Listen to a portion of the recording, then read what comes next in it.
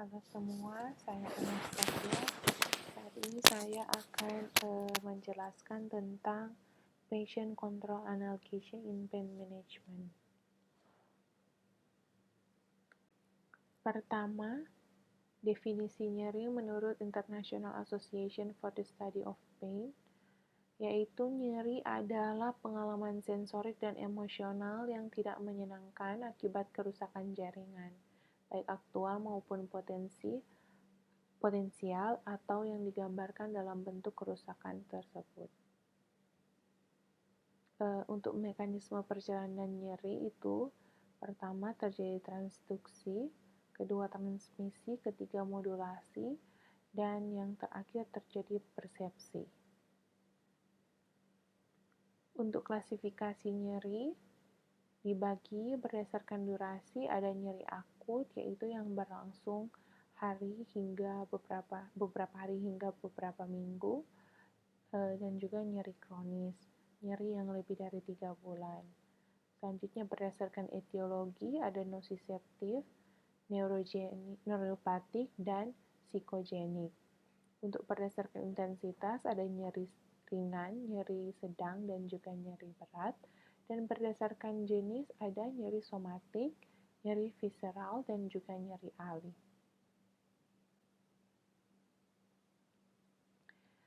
Penilaian nyeri, kita bisa dengan mudah mengingat saat melakukan anamnesa pasien dengan chief complaint nyeri, yaitu Socrates. Site, kita menanyakan di mana lokasinya. Onset, menanyakan sudah berapa lama sakitnya. Karakteristik, menanyakan bagaimana rasa sakitnya. Radiation, menanyakan apakah sakitnya menyebar ke tempat lain.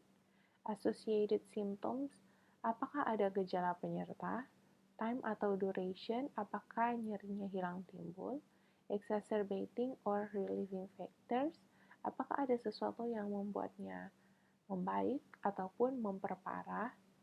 Dan severity, yaitu penilaian derajat nyeri.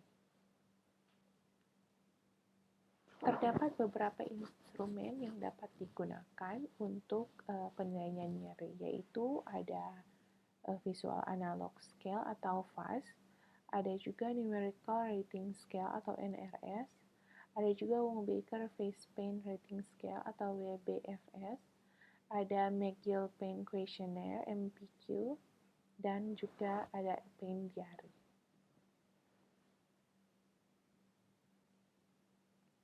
Pertama, untuk VAS atau Visual Analog Scale, ini terdiri dari garis sepanjang 10 cm. Pasien diminta untuk menandai intensitas nyeri yang dia rasakan.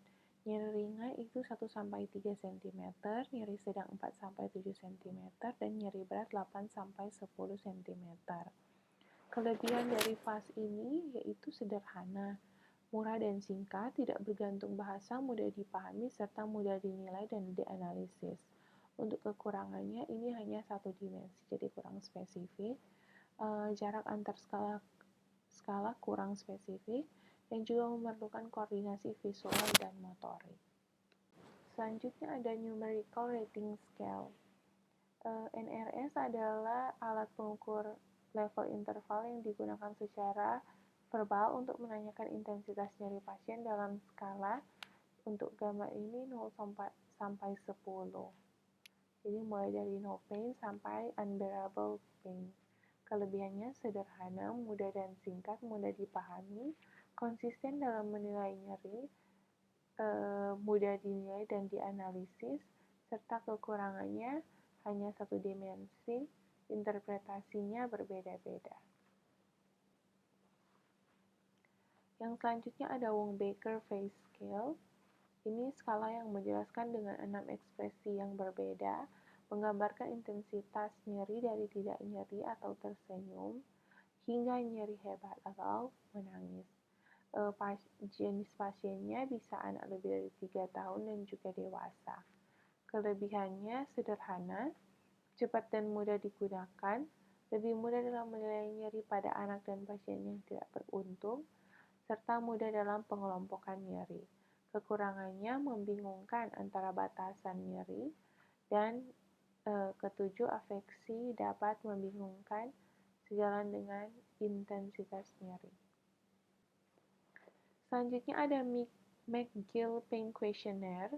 Ini terdiri dari gambar lokasi nyeri, indeks nyeri atau PRI, pertanyaan-pertanyaan mengenai nyeri terdahulu dan lokasinya, dan indeks intensitas nyeri yang dialami saat ini.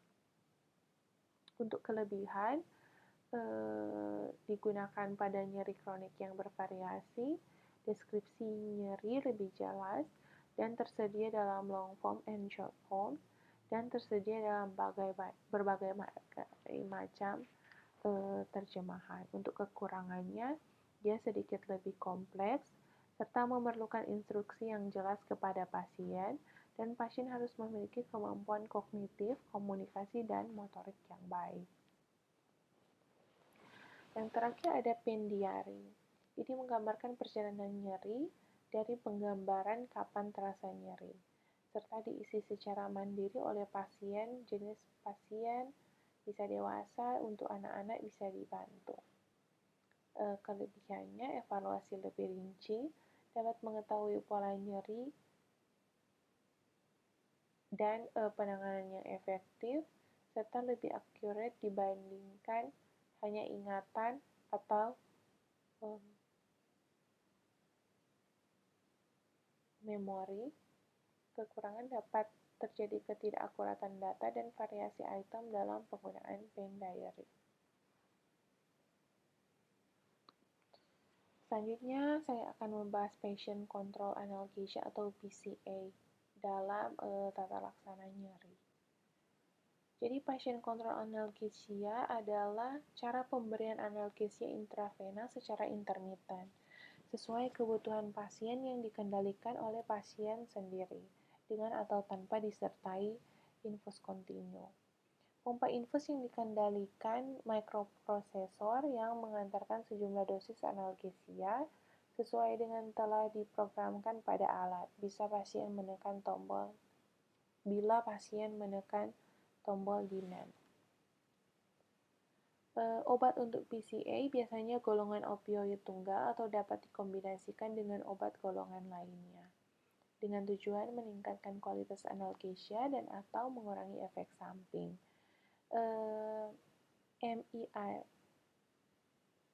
MEAC atau minimum effective analgesic concentration adalah konsentrasi analgesik terkecil yang diperlukan untuk menghilangkan nyeri. Tiap individu berbeda. Jenis PCA ada patient control intravenous analgesia, ada patient control epidural analgesia, dan patient control regional anesthesia, serta patient control transdermal analgesia. Parameter dasar dari PCA yaitu pertama ada initial loading dose. Ini digunakan untuk titrasi obat sampai MEAC tercapai. Selanjutnya demand dose.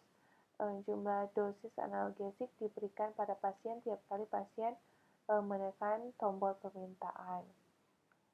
Selanjutnya parameternya lockout interval, yaitu mekanisme pengaman yang digunakan untuk membatasi frekuensi pemberian bolus PCA yang diminta pasien. Selanjutnya ada dosis limit, batas maksimum jumlah dosis PCA yang dapat diberikan pada suatu periode tertentu, umumnya 1 atau 4 jam. Dan selanjutnya ada background infusion, yaitu infus obat dengan laju konstan yang diberikan tanpa memperhatikan apakah pasien mengaktifkan demand dose atau tidak.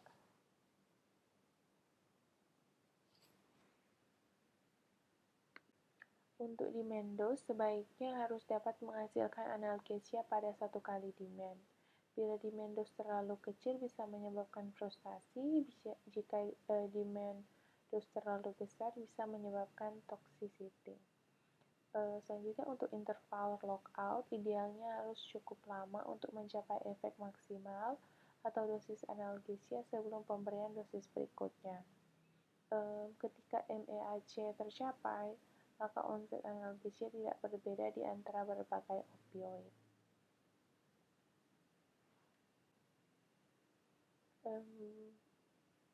Ini merupakan jenis patient control analgesia intravena yang biasa digunakan. Faktor yang mempengaruhi keefektifan PCA yang pertama adalah usia, berat badan, dan jenis kelamin. Ini penting karena kebutuhan opioid pada orang dewasa berkurang seiring dengan penambahan usia, serta berat badan dan jenis kelamin tidak berkolerasi dengan konsumsi opioid. Yang kedua adalah toleransi terhadap opioid dan nyeri kronik. Toleransi terhadap opioid dan nyeri kronik, pertama, toleransi opioid meningkatkan kebutuhan opioid, dan pertimbangkan anestesi regional atau adjuvan, serta pasien dengan opioid kronis, dosis harus rutin diberikan sebelum menambahkan kebutuhan analgetik, dan juga faktor psikologis, yaitu ketakutan, kebingungan, atau faktor psikologis lain dapat menyebabkan efektivitas PCA berkurang. Individu dengan locus of control internal lebih berhasil dalam pemakaian PCA.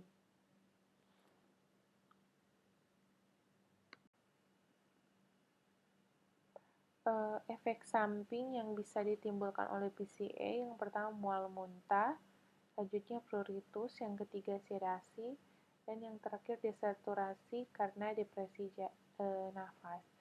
Jadi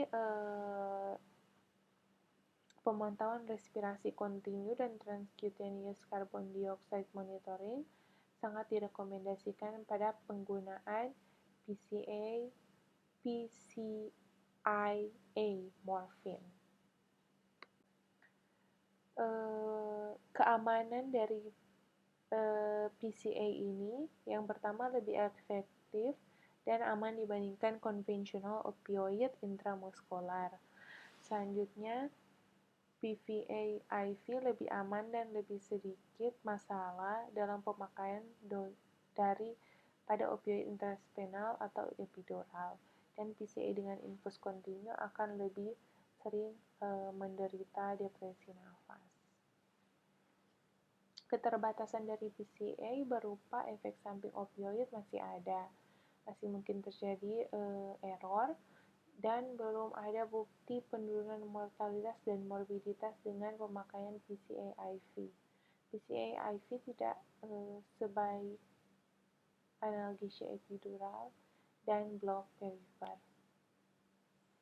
Error yang bisa ditemukan pada penggunaan PCA ini bisa karena pasien disease related, yaitu berupa usia, cedera kepala, sleep apnea syndrome, obat sedasi benzodiazepam, dan hipovolemia, dan juga gagal ginjal. Untuk teknik and equipment related itu bisa karena operatornya error, programmingnya error, bolus aksidental dan penggantian syringe, dosis atau interval lockout tidak sesuai, drug error atau wrong drug wrong concentration, pemilihan obat yang sesuai, aktivasi oleh keluarga pasien, dan pasien tidak mengerti.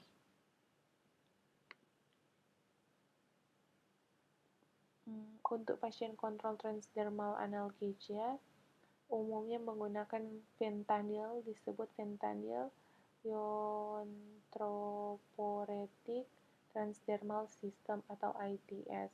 Fentanyl LTS menunjukkan profil efikasi dan keamanan yang sama dengan PCA morfin untuk post-operative pain management. Insights analgesic gap dengan ITS lebih kecil dibanding PCIA morfin dan menghasilkan analgesia kontinu. Jadi untuk summary-nya atau penjelasan singkat, Patient Control Analgesia atau PCA dapat menjadi salah satu metode yang cukup aman dan efektif dalam manajemen nyeri akut. PCA memberikan terapi yang lebih bersifat individualistik dibanding terapi konvensional, dan konsep dasar PCA yaitu untuk mencapai MEAC dan mempertahankan harus dibebani sebelum memulai terapi PCA, serta karakteristik pasien juga berpengaruh terhadap manajemen PCA. Demikian presentasi saya, terima kasih.